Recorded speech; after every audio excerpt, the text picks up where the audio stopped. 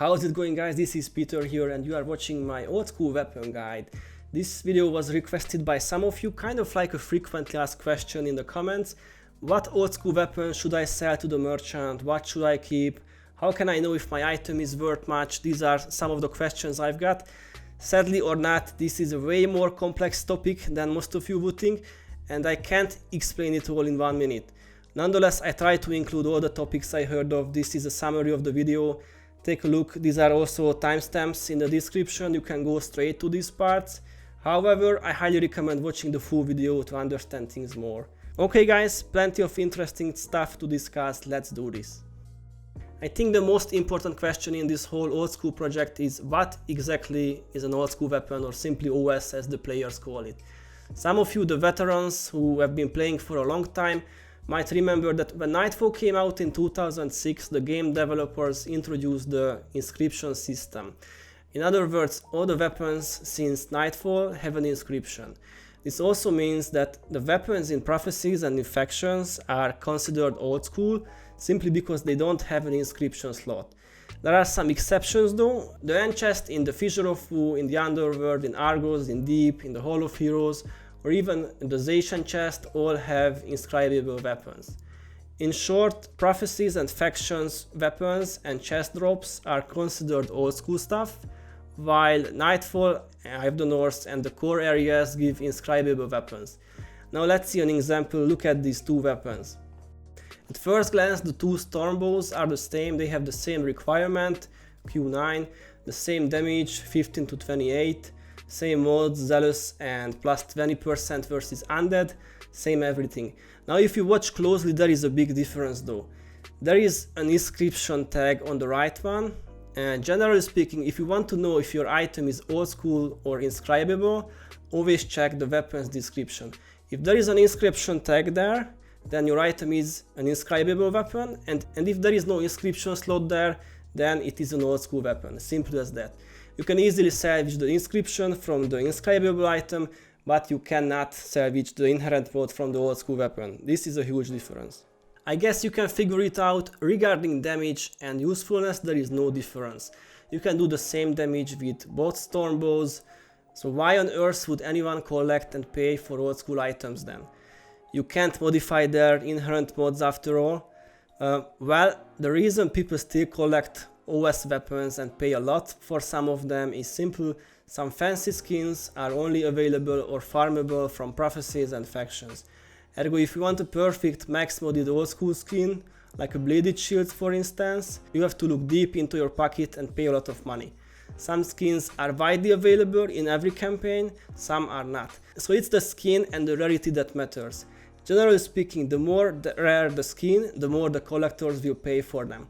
Some items you will see in this video have a chance to drop like 1 to a million or even less. There are some estimations on Legacy. Take a look. A guy wanted to know the chances of a 2020 wand. This is some ridiculously low drop rate.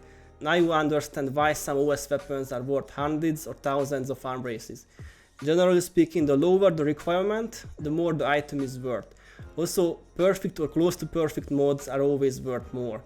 But keep in mind, mods which are actually useful for the players, for example, plus 10 armor versus demons on a shield is very sought after and good for DOE speed clear, or plus 10 versus a certain damage type is another example which can increase interest and price. If the mods are far from perfect, like -1 or -2, your chances to steal the weapon are much lower, unless it's something super rare and sought after skin like magma shields, but still just one less in value in the mod can drop the price significantly. Alright, you know the basics, let's go through each weapon type one by one. Keep in mind that sometimes there are exceptions. What you see in this video you can use like 98% of the time, but if you're still uncertain if your item is worth keeping or not, rather ask for a price check on Guild Wars Legacy or on Discord, Facebook, etc. In my opinion, the best way to get a price check is to simply take a picture of your best drops, upload them to Guild Wars Legacy and wait a few days. Luckily the community is helpful and they will let you know if you found a gem or if you can feed the always hungry merchants. Okay guys, let's start with shields. Shields are one if not the most sought after weapon types, and for a good reason. They have nice skins and many times you can use them in speed clears or in general gameplay or even in PvP. And good to know, shields give you +8 armor without investing into their attributes. Anyway, shields might have 2 mods. If your old school shield has only 1 mod, it's merge food. Don't keep it. If the shield has 2 mods and both mods are perfect, your chances are good to have found a gem. If one mod is perfect and the other mod is not, you better ask for a price check because you still may get some money for it. If both mods are not perfect, it's very unlikely to get money for it, unless it's a sought after skin with a rare mod like +9 armor versus demons on a bladed shield or +9 versus piercing or something similar. Martial weapons, daggers, hammers, axes, swords and bows all have similarities in terms of old school value. Again, this is a very general rule, but if the requirement is too high, like 13, 12, 11, etc., you better merge immediately. If the rec is 9 or 10 and the mods are the following, you might get some money. +5 energy, or as known as the coaster weapons, damage +15% while health is above 50%, damage +15% while in stance, and damage +15% while enchanted. If the rec is higher but you have inherent vampiric or zealous mods on the weapon, aka double vamp or double zealous, definitely keep the item.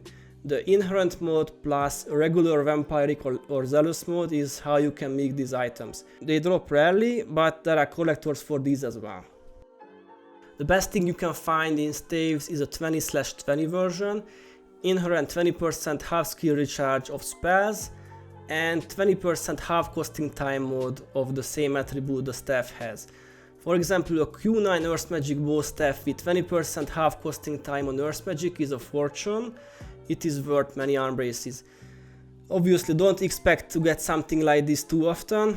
Unfortunately, many times you will end with only 19%, or you may get 20% but with the inappropriate attribute. I got a similar bow staff once or twice from 20 or 30,000 gold items from the Winds of Change farm, so again, don't expect to find these too frequently. There is an exception here though. Let's say your staff has a primary attribute like soul reaping, divine favor, fast casting, but the mod affects different attributes. For example, a divine favor staff has healing prayers half costing time mode, you can still fetch some money. Another example for worthy staves are the 20/10s. They will never be worth as much as a 20/20 since they are way more common, but if they are Q9 and have 10% half costing time, you may get some actos for them. Wands and focuses are probably the most difficult to describe. There are so many possible mod variations here that I can't give you a general tip. If your weapon has 2 max mods and the requirement is low, you better ask for a price check. The most sought after is 20/20, but to be honest, they are so fucking rare. I have never got any and I had identified over 40,000 gold items. So 20/10s or 10/10s are way more common and still yield some money. 90/19s are also worth mentioning, some people collect these for the lols, so keep an eye on these too. Finally, let's talk a little about the 2 last weapon types, scythes and spears. Since they only drop in Nightfall and in the Isle of North, you can figure it out, they don't have old school versions. Or at least you can't get old school scythes and spears these days, but I got some interesting pictures, take a look. Like this hooked scythe has an inherent mod, but no inscription slot. How is that even possible? Well, let's go back to 2010 Halloween, 12 years ago. This is the time when ArenaNet introduced some Halloween quests. Long story short, a quest called Commandeering a Mortal Vessel, a Halloween-only quest, did some very weird stuff. Basically, it was some issue in the program code which mixed the weapon modes like crazy. And if you were lucky enough to farm in the mausoleum during these few hours, you might have got triple modded wands, offhands, triple modded shields, and even inscribable items like this hooked scythe or even spears might have dropped with inherent mods. As far as we know, this glitch only occurred for a few hours and the developer team fixed it quickly. Still, there are quite a few glitched items even in 2022. You can only get one of these by trading, otherwise there is no way to obtain such an item. And now let's talk about some other pre-nerf items like the Q7 or Q8 max stat shields, focuses, hammers, or some more no obtainable things like the UR reduction shields. And as far as I know, these used to drop till the release of Nightfall. Also take a look at some pre-nerf green items and runes. If you have any of these in your storage, you may have a lot of money. People still collect these in 2022, and this topic is really interesting, but to keep this video somewhat short, let's not go into this stuff too much. If you want to know more about this whole pre-nerf thingy, check the links in the description. Guild Wars Legacy has many interesting threads about it. Now let's turn back to the Q8 items for a bit. So may not get Q7 triple modded and other pre-nerf items anymore, but you can still get at least some Q8 max stat weapons. Even after all the nerfs and game updates, we can still get max Q8 focuses, Q8 shields, and Q8 swords, but nothing else. By the way, the good thing about Q8 is that you can get max energy or max armor and even max damage by putting less attribute points into the required attribute. And sometimes this can be an advantage, like in PvP or in speed kills, since you may have the max 16 armor with a Q8 tactic shield, and this can save up some attribute points for you. Anyway, Q8 blue or white items are quite common. You may run into them basically anywhere, even at higher level fools, but a Q8 purple or gold item is rare. As far as I know, only Q8 shields, focusing and swords, so only these 3 weapon types may drop nowadays in gold and in purple rarity. All the rest was nerfed long time ago when Nightfall was released. The trick is to find enemies which are between level 16 and 20 and farm them or open chests around them. When opening a chest, it's the level of the monsters that spawned next to it that will determine the level of the chest. This is the reason why people who farm Q8s do chest running in normal mode, and because in hard mode fool's level would be too high for Q8s. Pongmei Valley is a good example for this. You can still get Echo Wild and other skins from the chest that spawn close to the low level fools. Also guys, good to know you may get inscribable Q8 weapons as well. The Slave Spirit farm is a good example. They are quite rare. I think I got only one Q8 max weapon from 100 or 150 runs here, but it is definitely possible and worth a few embraces or some actos if you are lucky.